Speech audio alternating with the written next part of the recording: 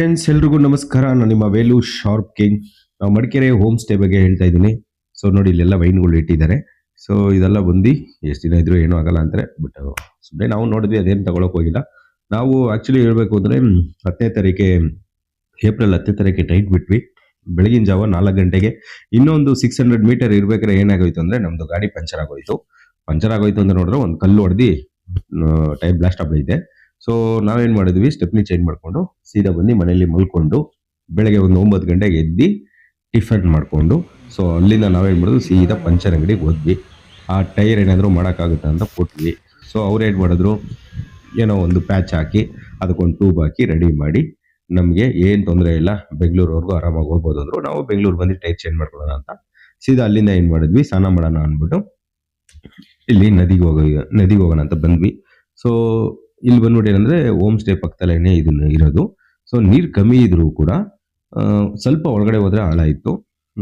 ಒಂದು ಒಳ್ಳೆ ಪ್ಲೇಸು. ಸುತ್ತಮುತ್ತ ಎಲ್ಲ ಫುಲ್ಲು ಗಿಡ ಮರಗಳು ಚೆನ್ನಾಗಿತ್ತು. ಒಳ್ಳೆ ಎಂಜಾಯ್ ಮಾಡಿದ್ವಿ. ಒಂದು 2 hours ಏನೋ ಆಟ ಆಡಿದ್ವಿ, ಚೆನ್ನಾಗಿತ್ತು. ಅದನ್ನ ಮುಗಿಸ್ಕೊಂಡು ಸೀದಾ ರೂಮಿಗೆ ಬಂದ್ವಿ. ಒಳ್ಳೆ ನಿದ್ದೆ ಮಾಡಿ ತಿರ್ಗಾ ನೈಟ್ ಒಂದು 7 ಗಂಟೆಗೆ ಎದ್ದು ಫೈರ್ ಕ್ಯಾಂಪ್ ಹಾಕೊಂಡು ನಮ್ ಏನೇನು ಬೇಕೋ ಎಲ್ಲ ಐಟಮ್ಸ್ ಎಲ್ಲ ತರಿಸ್ಕೊಂಡು, ನಾವೇನೇನು ಆರ್ಡರ್ ಮಾಡಿದ್ವಿ ಎಲ್ಲ ತರಿಸ್ಕೊಂಡು, ಒಂದು ಹಳೇ ಫ್ರೆಂಡ್ಸ್ ಜೊತೆ ಹೋಗಿ ನಮ್ಮ ಲೈಫ್ ಬಗ್ಗೆ ಹಳೇದು ನಾವು ಹೊಸದನ್ನ ಎಲ್ಲ ಶೇರ್ ಮಾಡ್ಕೊಂಡು ನಗಾಡ್ಕೊಂಡು ಖುಷಿಯಾಗಿ ಎಂಜಾಯ್ ಮಾಡ್ಕೊಂಡು ಬರೋದೇ ಒಂದು ಒಳ್ಳೆ ಅಂತ ಹೇಳ್ಬೋದು. ಸೊ ಹಾಗಾಗಿ ಎಲ್ಲ ಮುಗಿಸ್ಕೊಂಡು ಸೀದಾ ಮನೆಗೆ ಬೆಳಗ್ಗೆ ಟೈಮಲ್ಲಿ ಎದ್ದು ಇದರದ್ದು ನೋಡ್ಬೇಕ್ರಿ, ಆ ಗಿಡ ಮರ, ಆ ಪಕ್ಷಿಗಳು ಶಬ್ದ, ಇವನ್ನೆಲ್ಲ ಬಂದ್ಬಿಟ್ಟು ನೀವು ಬೆಂಗಳೂರಲ್ಲಿ ಕೇಳೋಕ್ಕಾಗಲ್ಲ.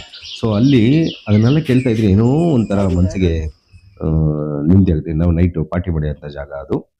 ಸೊ ಈ ಥರ ಗಿಡಗಳಾಗಲಿ ಹೂವುಗಳಾಗಲಿ ನೋಡಿದಾಗ ಏನೋ ವೆರೈಟಿ ಡಿಫ್ರೆಂಟಾಗಿ ಚೆನ್ನಾಗಿರ್ತೀರಿ.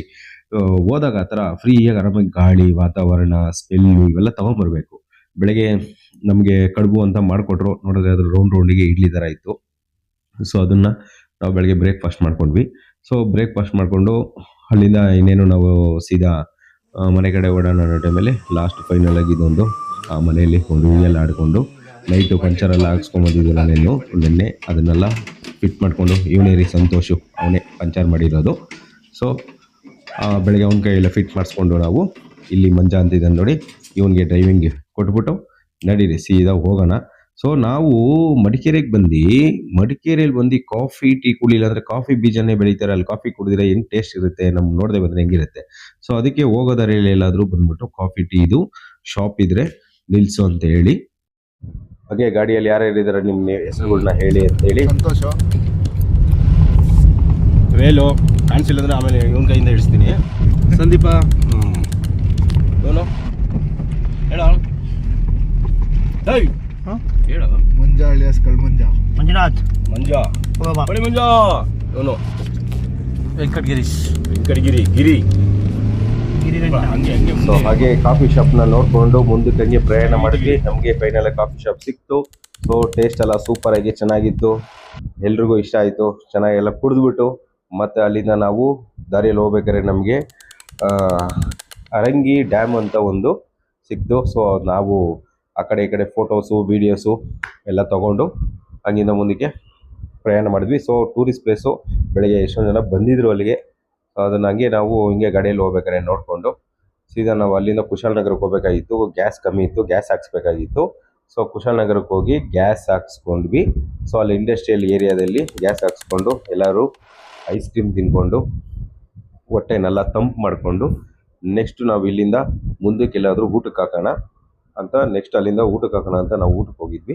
ಸೊ ನಮಗೆ ಸೆಟ್ ಆಗೋವಂಥ ಥರ ಜಾಗ ಎಲ್ಲೂ ಸಿಕ್ಕಿಲ್ಲ. ಅಲ್ಲಿಂದ ನಾವು ಕುಶಾಲನಗರದಿಂದ ಸ್ಟ್ರೈಟು ಮುಕ್ಕಾಲು ಭಾಗ ಬೆಂಗಳೂರು ಬಂದ್ವಿ. ಇಲ್ಲ ಒಂದು ಊಟ ಮಾಡಿಕೊಂಡು ಆಮೇಲೆ ಫೈನಲ್ ಆಗಿ ಸೀದಾ ಅಂಜನಗರಕ್ಕೆ ಬಂದು ಅಂಜನಗರದಲ್ಲಿ ಬಂದ್ಬಿಟ್ಟು ನಮ್ಮ ಮಂಜ ಒಳ್ಳೆ ಪಾನಿಪುರಿ ಕೊಡಿಸ್ತೀನಿ ಒಳ್ಳೆ ಜಾಗಕ್ಕೆ ಅಂತ ಕರ್ಕೊಂಡೋಗಿದ್ದ. ಸೂಪರಾಗಿ ಕೊಟ್ಟರು. ಆ ಪಾನಿಪುರಿ ಒಂದು ಪ್ಲೇಟ್ ತಿಂದರೆ ಸಾಕು ಹೊಟ್ಟೆ ತುಂಬಿಡುತ್ತೆ. ಕನ್ನಡ ರಾಜ್ಯೋತ್ಸವ ದಿನ ಬಂದ್ಬಿಟ್ಟು ಎಲ್ರಿಗೂ ಇವರು ಫ್ರೀಯಾಗಿ ಕೊಡ್ತಾ ಇದ್ದಾರಂತೆ.